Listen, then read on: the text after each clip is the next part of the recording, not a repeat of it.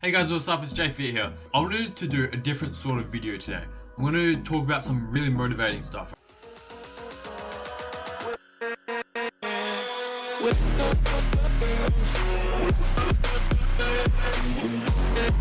So recently, it was yesterday, I got asked pretty much how do I have the motivation to study, and like how do I have the motivation to wake up at 5 a.m. every morning, go to the gym at 5:30.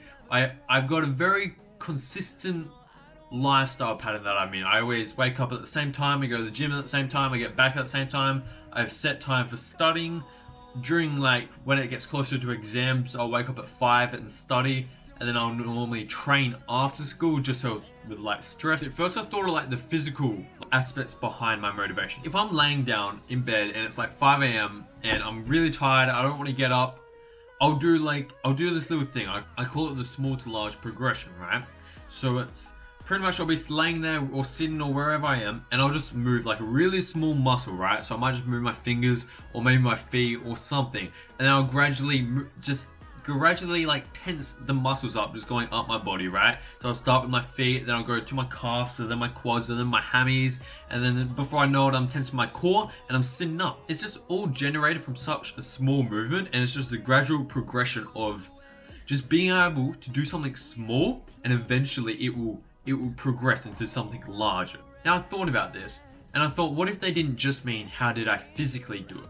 Like what if they meant how did I mentally? What was my mental thought behind why would I do a small to large progression to get up at that time? Why would I study 6-7 hours a day on top of 2 hours of gym just because? Like, I thought about this for like so long. Like I was up all night. Like also another good thing, like when motivation hits, always write it down. Like I was like, I just couldn't think of anything, and I went to sleep at like 10 o'clock. I was gonna wake up at 5 as I normally do, but I woke up at 3 a.m. for some reason, and I was like, what?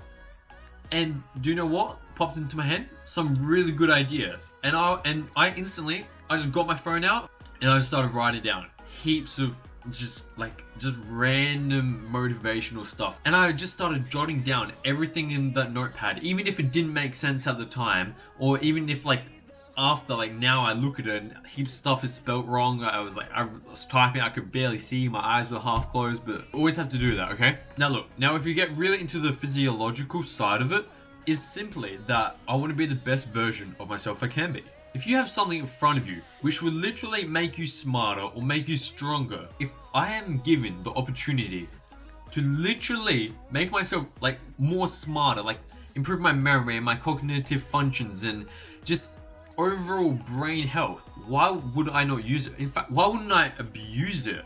Like, this is the thing, like if you were given the opportunity to literally get smarter or go to the gym and train your muscles to like break down the muscle tissues and then they'll rebuild bigger and stronger. Okay guys, so you could say for me, I have a few ideologies that I follow, kind of like commandments you could say, okay? So the first one is pretty much just being the best version of yourself as possible. Think about how smart or how strong or how big you could become if you decided to do exactly what you wanted to do every day for a whole year, okay? Just think about that for a second. If you could study, say, 6 hours a day, and then you go to gym maybe an hour and a half, and then you spend maybe 2 hours reading. If you can do something and it's going to be beneficial for yourself, whether it be a negative experience or a positive experience, there's always something good you can take out of it. That's what I believe. There's always something positive that you can gain from a negative experience, and it's the way you take it on. Now, that was number one. There is a second one. Doing things which will benefit you. I don't mean your pleasure. Like, I don't mean, oh yeah, I'm gonna go sit down and watch Netflix for 10 hours because it's beneficial because I enjoy it. No, I mean beneficial like staying up and reading 3 hours a night just because you know it will improve your reading skills, which will then help you later in the track. Say if you have to go to uni or you're going to do this or that, it's life skills like that which will help you. Going to the gym because you want to get fit or you want to prevent certain cardiovascular diseases or whatever it is. Just doing things which will help you, okay? It's simple, it's plain, okay? That's number one. Number two, if anything is scary or even uncomfortable, always go for it, okay? Because think about this. anything that has ever been scary, you may not realize it at the time, but it has always been beneficial in the long run, okay? Say like asking your boss for a promotion. It's scary, right? Of course it is, but it will have a beneficial outcome, right? Even if they say no, you can be like, why? Why? And then they will tell you. And then you go, okay, you can work on it and you can improve, okay? So putting yourself outside of your comfort zone is key, right? Always do that.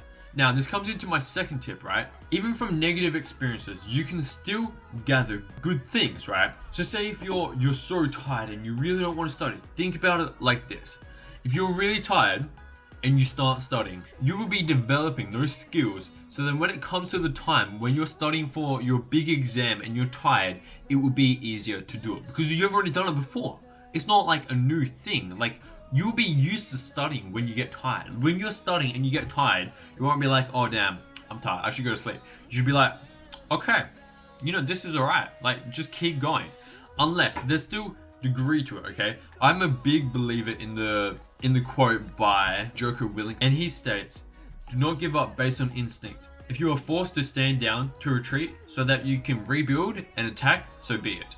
But make sure that decision is based on logic, not on the instinct of surrender or defeat. Now, the way that I understand this quote is, say if you're up studying at night and you're thinking, okay, I could push myself through this struggle of an exam or say an assignment due the next day, and you have like 300 words left and you just want to smash it out and you don't want to like pay the consequence the next day, smash it out, okay? But say if you have a test in 2 days time and you're there studying at night, it's pretty late, you're really tired and you have a normal school day tomorrow, you'll be better off going to bed at an earlier time, being more awake the next day, and having like the full 8 hours at school to study really productively compared to maybe a few hours of really crappy unproductive time at home, half asleep, maybe even fall asleep at your desk. And yeah, that's pretty much how I take this quote. So it's like, base it on logic, not on instinct.